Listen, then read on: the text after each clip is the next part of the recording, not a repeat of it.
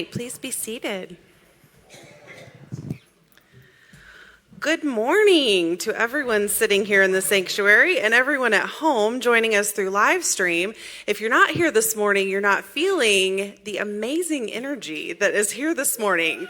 I walked in and everyone's talking and laughing and just the energy's amazing. You should be here. If you're not here, you should be here, but we're happy to have you online and enjoying the energy that way. But it felt really amazing to walk through the doors this morning.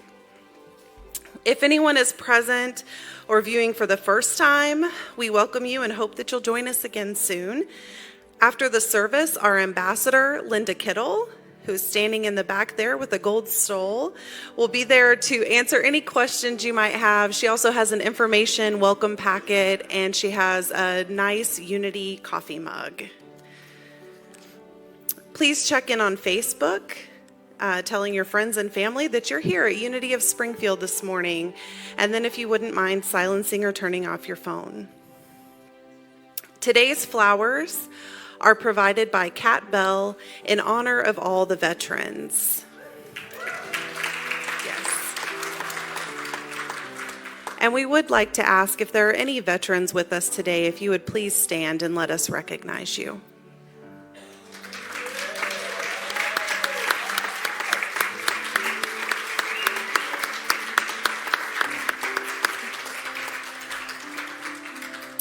We are so very grateful for your service, and we're so glad that you've joined us today. Now, please join me in the mission statement together. Our mission is to encourage and inspire spiritual and personal growth by empowering each other to be authentically all that we came here to be. And let us speak together the affirmation for today's daily word. Together, I welcome every experience in my life as an opportunity to grow stronger in spiritual understanding. And our daily word reading. Whatever experiences come my way, I behold in them an opportunity to develop spiritual strength. I realize that my attitude makes all the difference between overcoming and enduring a challenge. If I, like the boy David, run forth to meet every Goliath challenge with a shout of victory, then I shall experience victory. Resistance alone, which I express toward any person or situation, is the only cause of suffering. When I no longer resist the appearance, but gratefully accept it as a divine opportunity to put my spiritual understanding to use, then all conflict will immediately cease. Things will be correctly adjusted. All in harmony comes from a complaining and disgruntled state of mind. When this state of mind is replaced with the attitude of all things in my life are working together for good, then all things, even the things that appeared inharmonious, are working together for my good. The scripture for today is from Matthew 5:25. Together, agree with thine adversary quickly. And let us repeat the affirmation together. I welcome every experience in my life as an opportunity to grow stronger in my spiritual understanding. As Sue comes forward to ring the prayer bowl, please hold the following people in your prayerful thoughts for their highest and best. Andy, Raymond, Tiffany, Janice, Ashley, Al, Lorinda, Nancy, Della, Lee, Gracie, John, Chris, Patty, Brett, Carolyn, Jane, Rachel, Austin, Krista, Viola and Cordelia, Trenton, Cooper, Sophia, Jean Ann, Dusty, Zachary, Jennifer, Ed and Julie, Joshua, Leah, John, Stephanie Barton, and anyone else that may come to your mind.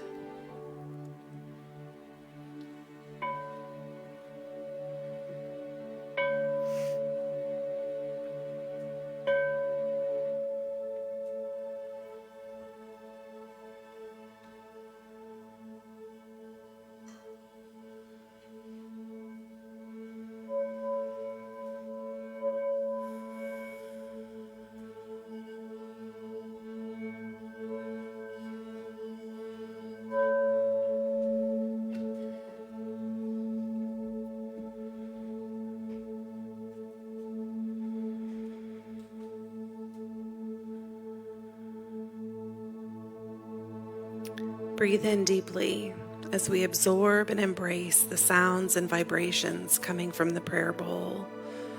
Hold and exhale. As you feel that vibration continue, connect with the God of your being.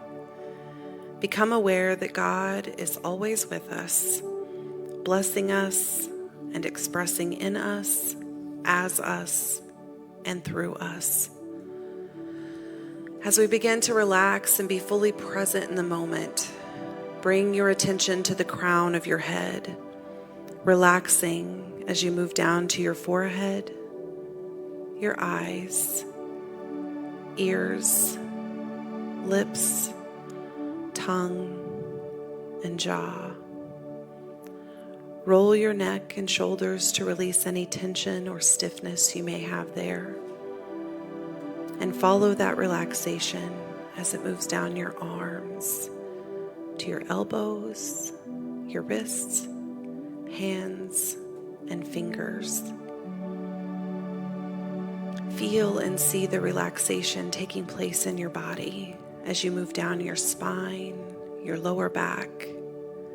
Relax your thighs, your knees, your calves, ankles, feet, and toes. Take another deep breath, hold, and exhale.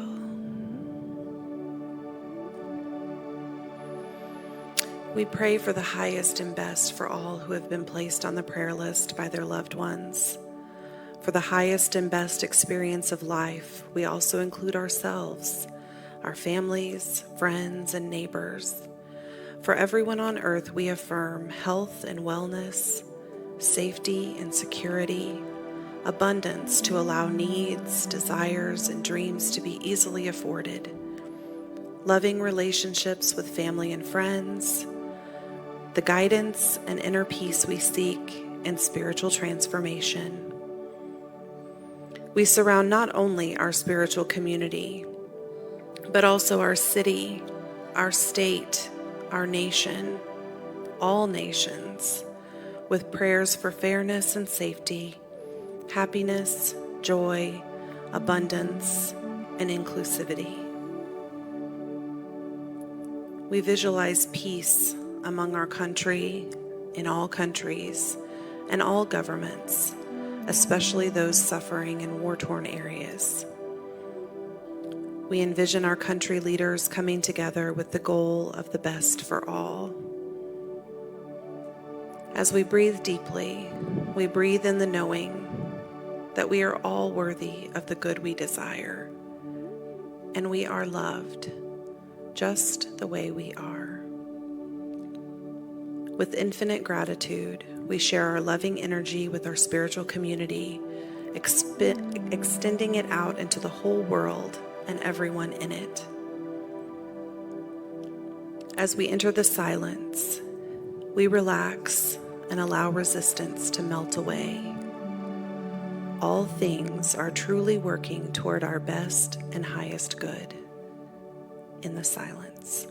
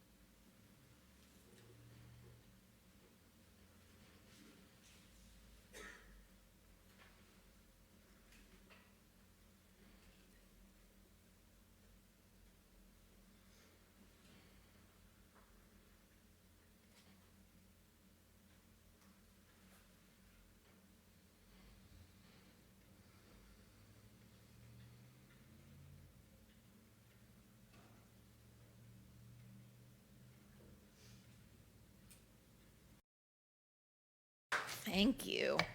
Michelle and our band, I'm going to have to use that because my white one isn't up here. So I don't know where it went. Somebody moved my cheese. Oh, I know. If you guys know, there's a book about that. Like, oh my gosh. That's a big deal. I was looking, going, where'd my white one go? It's okay. I'm flexible, right? We're all flexible. Good morning, everyone. It's so good to see you all here. I loved what Amy said about coming in this morning, and I noticed that each time I walked through the foyer this morning, there was so much joy and so much connection. And I know there's many of you who live out of town and who can't be here in person with us. But if you are in town, we encourage you to come. There's nothing like gathering physically with like-minded people and having this social connection. It's just so beautiful. And I loved in the prayer and the meditation that we were reminded that you are loved just the way you are. Do you know that? Do you really know that? Because when we really know that we are so loved, that there is this energy and this presence that is within us and all around us, and it is always guiding us, then we really have no reason to truly ever fear when things change in our lives, right? We do fear, don't we?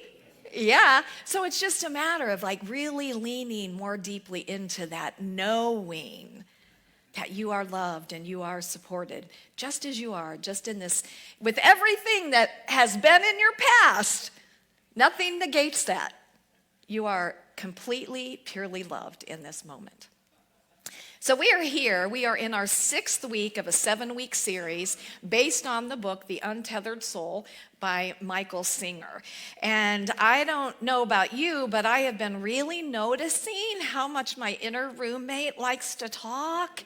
And for those of you who don't know what I'm talking about, the inner roommate is that incessant voice that just continuously is speaking in our minds. And right now, it may be that voice that is saying, yeah, I get what you're saying. Or it may be that voice that says, I have no idea what she's talking about right now.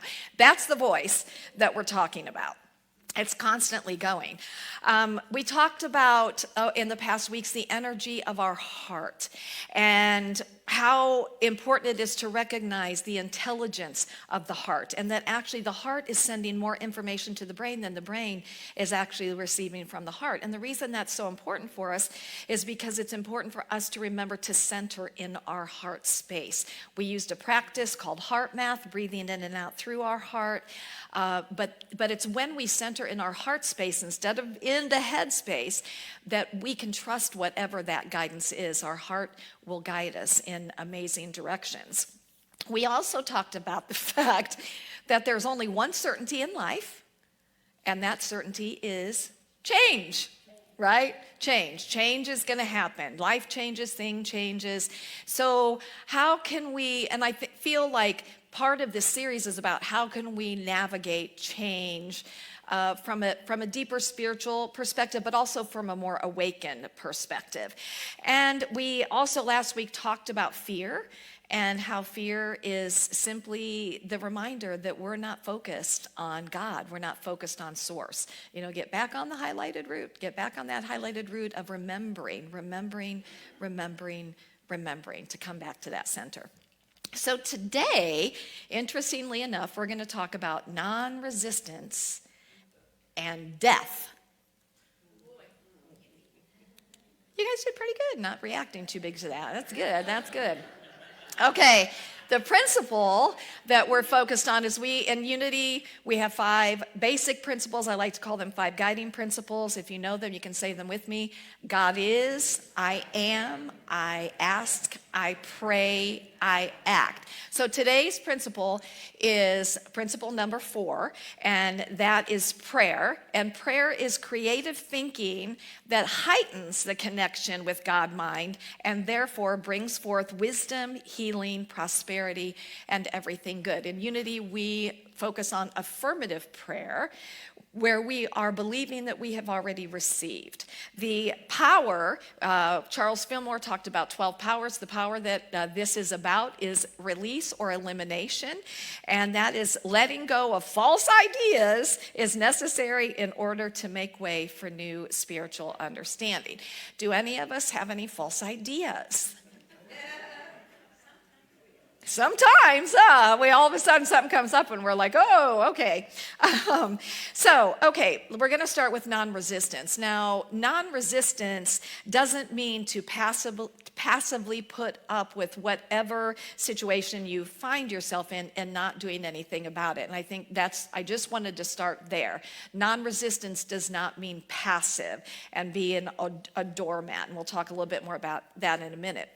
But Eckhart Tolle, in his book, The Power of Now, he calls it surrender. So surrender or non-resistance is the simple but profound wisdom of yielding rather than opposing the flow of life. And so he says yielding is giving way to the flow of life, and opposing is pushing against the flow of life. So can we see that difference when something happens in our lives and we're resisting it, we're pushing against it? When we're yielding, we're more flexible, we're allowing. Allowing is a big word that we could use with this right now. In his book, The Eye of the Storm, Reverend Gary Simmons, and I love this, says, I am either the way of God or I am in the way of God. Yeah, that's pretty big, isn't it? I am either the way of God or I am in the way of God. I love that so much. So Eckhart says that the only place where you can experience the flow of life is in this now moment.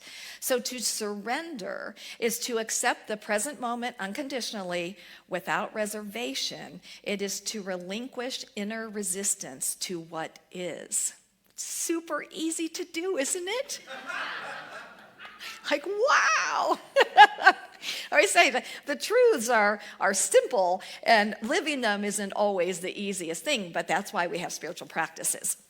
So what he says is that inner resistance, what is inner resistance? It is to say no to what is through mental judgment and emotional negativity. And he says it becomes really primarily pronounced when things go wrong in our lives, which simply means there's a rigid gap between the demands of our rigid expectations and what actually is. And he calls this the pain gap.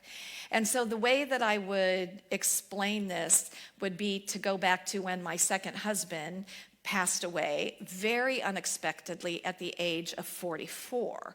There was a huge pain gap there because my mind, my heart, my being could not accept what was. You know, everything in me was like, no, he's supposed to be alive, but what was that he had passed away. So there's that pain gap in there of not being able, resistance, not wanting to accept. Sometimes we just can't in the moment.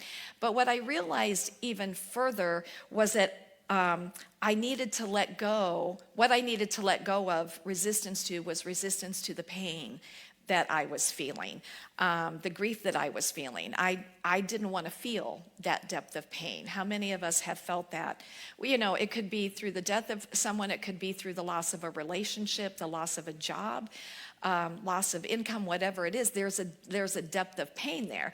But what I realized was I needed to allow that pain. I needed to allow myself to feel it and to cry, and sometimes to sob, to be angry at times, to yell and scream at times, and I did that.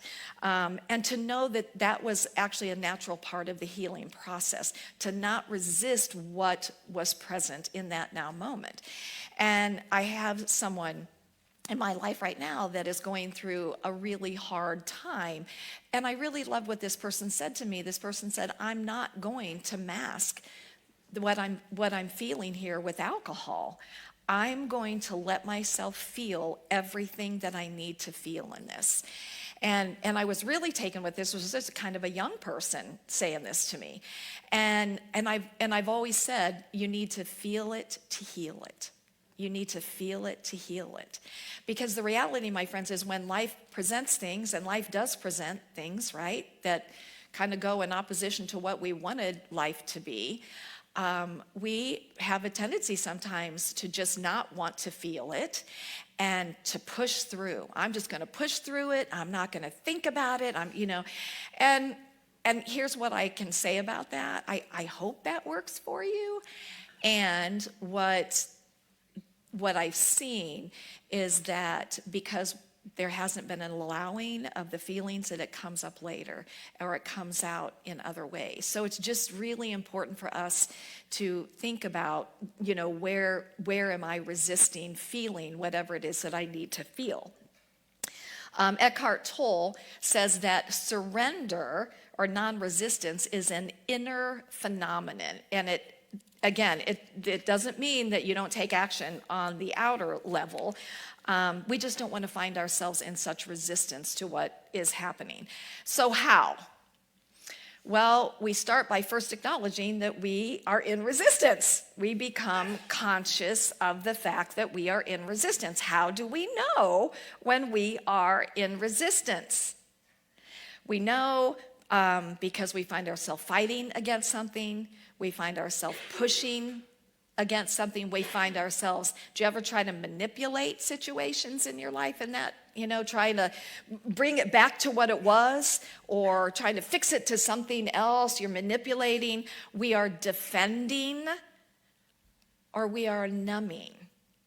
A few weeks ago, we talked about spiritual maturity, and that spiritual awareness, spiritual awakening is that we intellectually get these. We're hearing them, but spiritual maturity is when we are actually living the principles, when we are actually integrating them into our life. And so the question is, do I have a daily spiritual practice that is reminding me of what we talk about here, that there is only one presence and one power in the universe and in my life, and that one presence and power is good, and it is for me.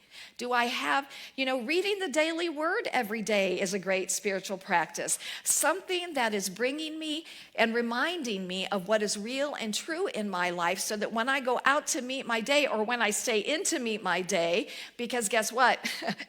The inner roommate goes with you everywhere you are.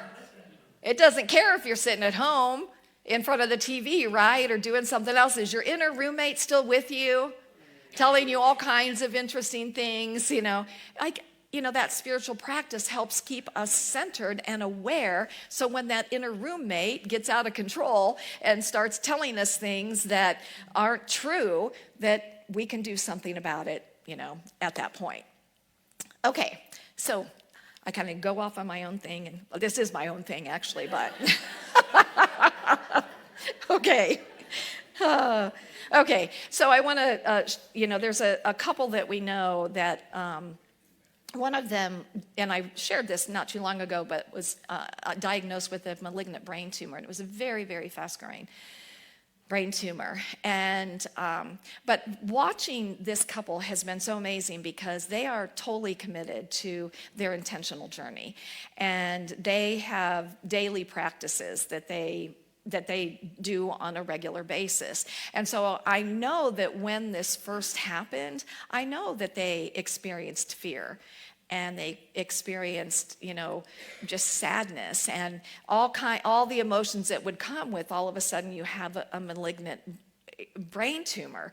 But at the same time, they really focused on healing. And the thing that I loved about that is when I said that being in non-resistance doesn't mean that we don't take action. Being in non-resistance means that we're willing to look at what is today, and that's exactly what they did. They looked at this and they said, okay, we're going to trust wherever this is going to take us, and this could take us down a couple different paths. This could take us down the path that maybe it's his time to transcend this world. And so they looked at that, and they made the decisions and did the things that they needed to do in case that would be the journey. And they are staying focused on total healing. in the meantime. And that's what I love about this. It's been so beautiful to watch and to be part of their Facebook friends and to just see this incredible amount of faith. And the thing that I know for them too is that this experience has brought them fully into this present moment and into absolute appreciation of their family and their friends, of life, of all of the daily joys. It's brought them fully present here and now. And isn't it interesting, because in this now moment, like right now, are you okay? Right now, are you okay? Right now, are you okay? In this now moment. And that's what Eckhart Tolle was talking about, that when we can bring ourselves here to this present moment, in this moment, I'm not worrying about the future, and I'm not post-painting about the past. I am here in this present moment, and I'm okay, and I'm okay, and I'm okay. I want to share with you a reading that I think really speaks to this idea of allowing. And these words are by Talia Hunter. And she says, if we are to shine, may we shine as the stars do, which glow brightly in the darkness and illuminate the beauty of all that surrounds them. And if we are to heal, may we heal as the forests do, which regenerate following the harshest of fires and the coldest of winters. That right there in and of itself is a reminder that you're not going to stay where you are, that there will be new beginning and new growth. And if we are to grow, may we grow as the plants do, slowly with stability and what? Directed toward the light. And if we are to let go, may we let go as the trees do, shedding and releasing what is old in order to make the way for the new. And if we are to move forward, may we flow freely as the rivers do, which surrender to their paths gently without resistance. And if we are to transform, may we transform as the moon does, which continues to shine in all of its phases, knowing that it is no less beautiful when it isn't perfect or whole. And if we are to live, may we live as those before us did, bravely, boldly, passionately, and purposefully. And may we never lose touch with the dreams that lie dormant within us, waiting to be expressed and shared with the world. Isn't that so beautiful? It's got so many beautiful reminders in it of just being. Can we just be present more, be present and be that light that we came here to be in the world? Beautiful. So the next thing that Michael Singer talks about is something that our culture, I don't think, really does a good job of embracing, and that is that which we call death. And what Michael Singer says, he says, death is truly a great cosmic paradox that one of the best teachers in all of life turns out to be death. No person or situation could ever teach you as much as death has to teach you. The question is, are you going to wait until the last moment to let death be your teacher?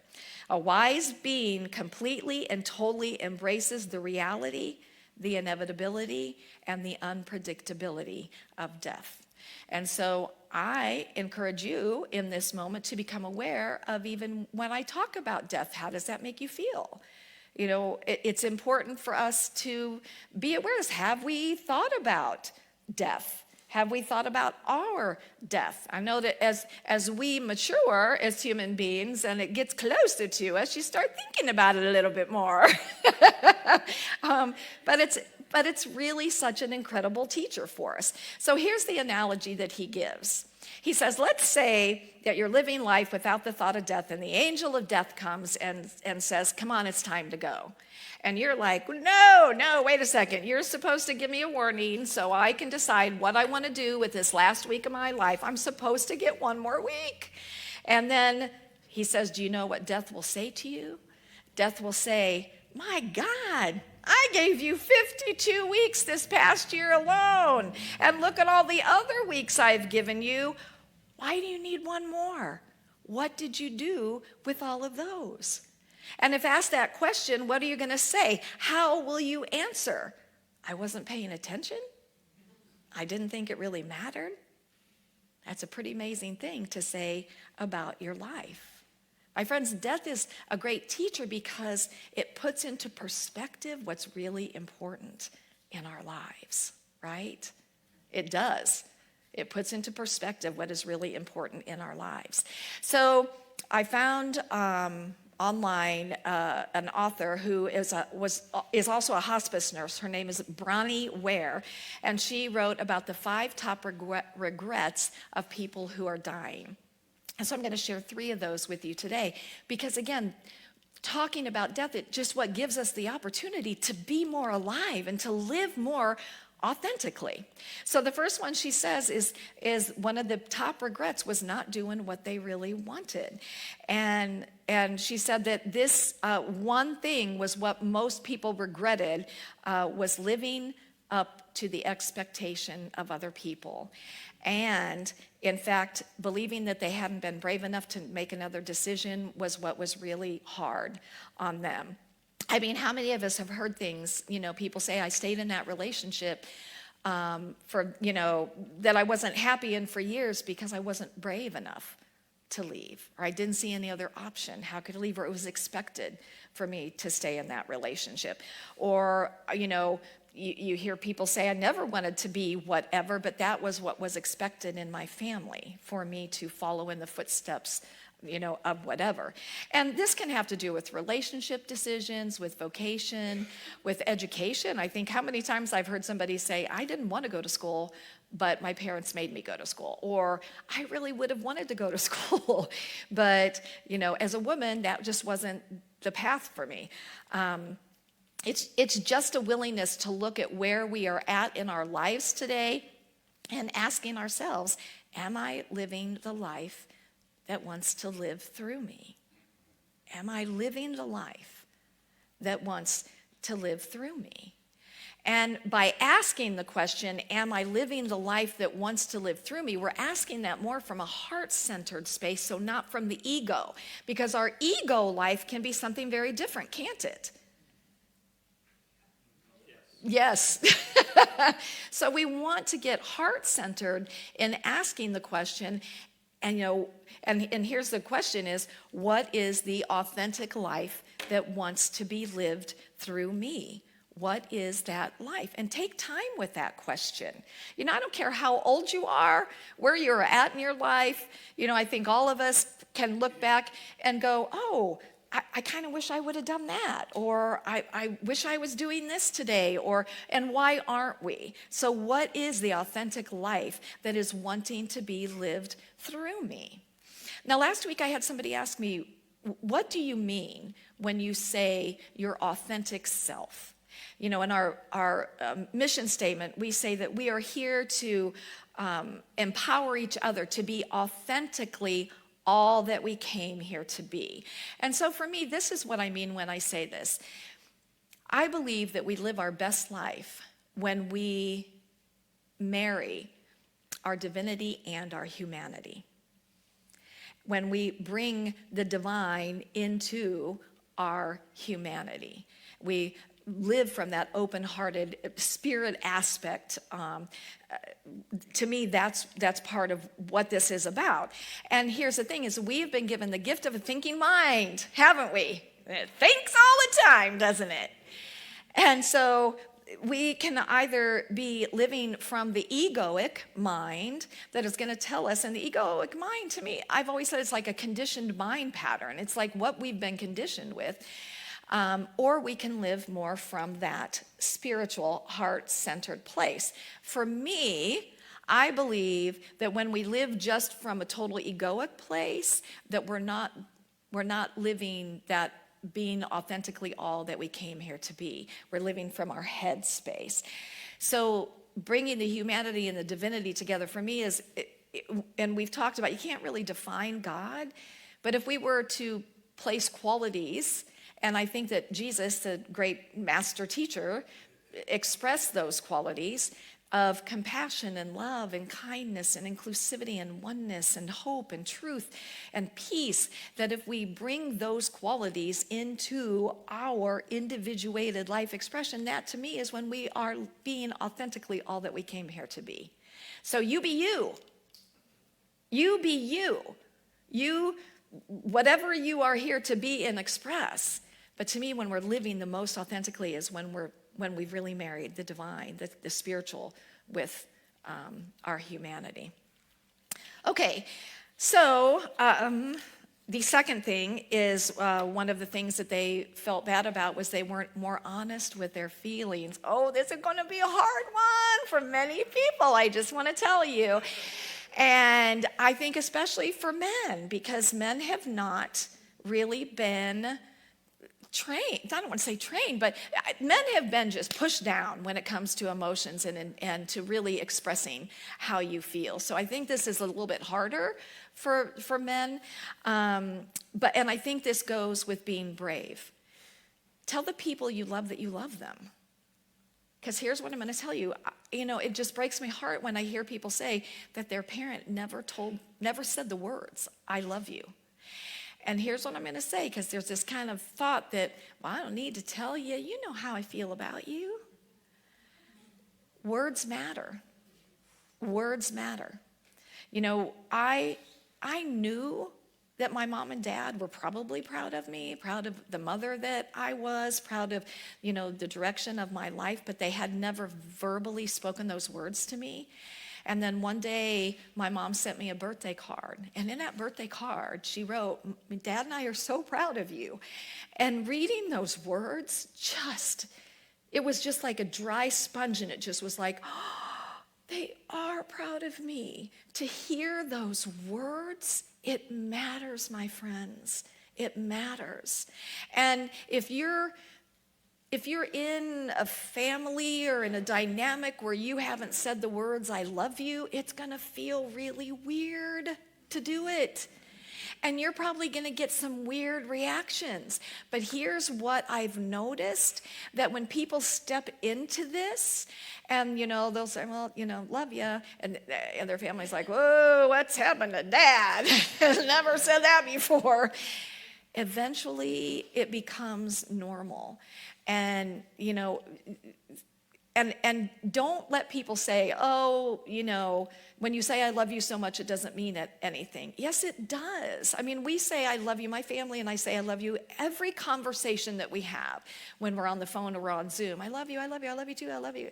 Say the words. Tell people around you that you're proud of them, not just your kids.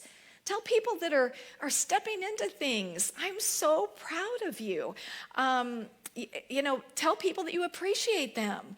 When people around you do something, like Paul went out yesterday, spent like the entire day out doing the leaves, and we had to have our front yard dug up, and so he's doing the rocks, and he spent the whole day out there doing this. And I made sure to tell him numerous times, "Honey, thank you so much. I appreciate so much that you did that for us." Appreciation increases everything, right?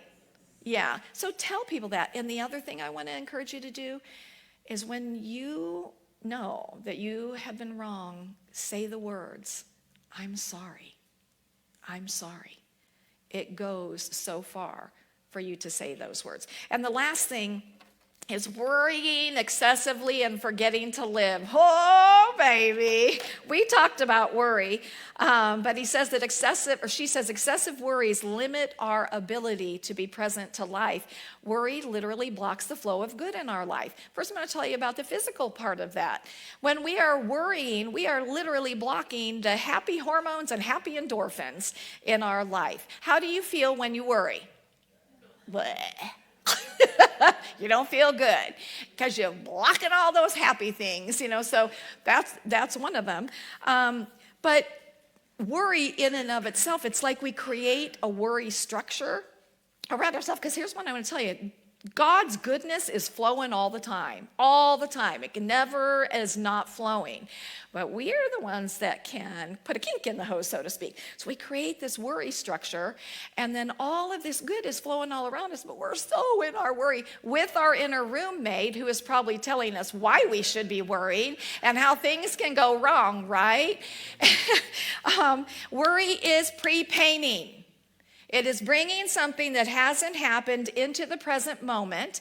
And here's the thing about it. The majority of the time, those things don't even happen. And if they do, they don't happen to the degree that your inner roommate has told you it's going to happen.